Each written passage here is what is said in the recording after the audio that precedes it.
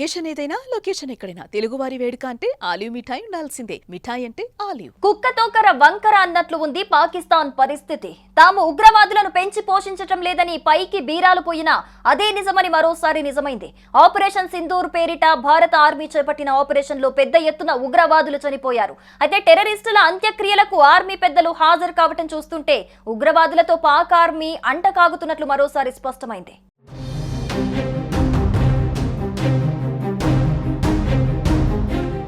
పాకిస్తాన్ ఉగ్రవాదాన్ని ప్రోత్సహిస్తోందని మరోసారి రుజువైంది. ఇండియా చేసిన ఆపరేషన్ సింధూర్ లో జైషే మహమ్మద్ ఉగ్రవాది యాకూబ్ మొఘల్ మరణించాడు. అతని అంత్యక్రియలకు పాకిస్తాన్ ఆర్మీ అధికారులు హాజరయ్యారు. పాక్ ఆర్మీ ఐఎస్ఐ ఈ ఉగ్రవాదులను చాలా సంవత్సరాలుగా వెనుకేసుకొస్తోందని ఇప్పుడు ప్రపంచం ముందు కనిపిస్తోంది. ఉగ్రవాది అంత్యక్రియలకు పోలీసులు, అనుమానిత నిఘా అధికారులు సహా పాకిస్తాన్ భద్రతా సిబ్బంది హాజరైనట్లు సోషల్ మీడియాలో వీడియోలు వైరల్ అవుతున్నాయి.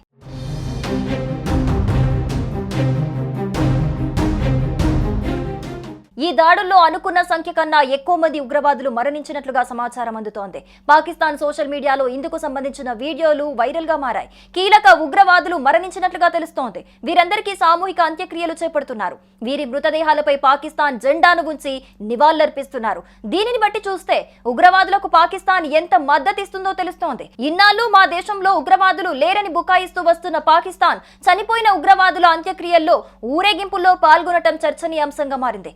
పాక్ ఆర్మీ, పాకిస్తాన్ పోలీసులు, ఐఎస్ఐ అధికారులు ఉగ్రవాదులకు నివాళులర్పిస్తున్న వీడియోలు వైరల్ అవుతున్నాయి. వీరంతా ఉగ్రవాదుల అంతిమ యాత్రలో ముందు వరుసలో పాల్గొన్నారు.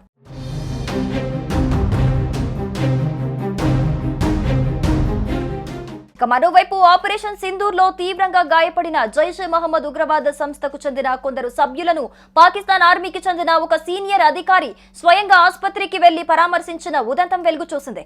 అక్కడ చికిత్స పొందుతున్న జేఈఎం ఉగ్రవాదులను ఆయన కలుసుకుని వారి ఆరోగ్య పరిస్థితిని గురించి వైద్యులను అడిగి తెలుసుకున్నారు.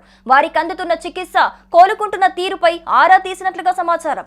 ఉగ్రవాదులకు మెరుగైన వైద్య సేవలు అందించాలని కూడా ఆ అధికారి ఆసుపత్రి సిబ్బందికి సూచించినట్లుగా తెలుస్తోంది. అయితే ఆ సైనిక అధికారి పేరు, హోదా వంటి వివరాలు ఇంకా తెలియరాలేదు. ఉగ్రవాదంపై పాకిస్తాన్ అనుసరిస్తున్న ద్వంద్వ వైఖరిని స్పష్టం చేస్తోందని విశ్లేషకులు అభిప్రాయపడుతున్నారు.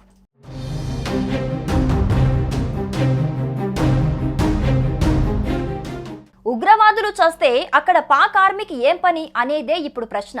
స్థానిక పోలీసులు, అధికారులు వచ్చుంటే అది వేరే విషయం. ఏకంగా ఆర్మీ పెద్దలే ఆ కార్యక్రమానికి అటెండ్ అయ్యారంటే చచ్చిన టెర్రరిస్టులు వాళ్లకు ఎంత ముఖ్యమైన వాళ్ళో తెలుస్తోంది. ఉగ్రవాదులతో అంటకాగడం పాక్ ఆర్మీకి కొత్తేం కాదు. ఏళ్లుగా చేస్తున్న పనే. పాముకు పాలు పోసి పెంచినట్లు పెంచుతున్నారు. దేశంలోనే ఉంచుకొని ట్రైనింగ్, ఆయుధాలు ఇచ్చి మన మీదకు వదులుతున్నారు. పాక్ ఆర్మీకి ఉగ్రవాదులకు ఆ అక్రమ సంబంధం ఇప్పుడు ఇలా ఓపెన్ అయిపోయింది. పాక్ అడ్డంగా దొరికిపోయింది.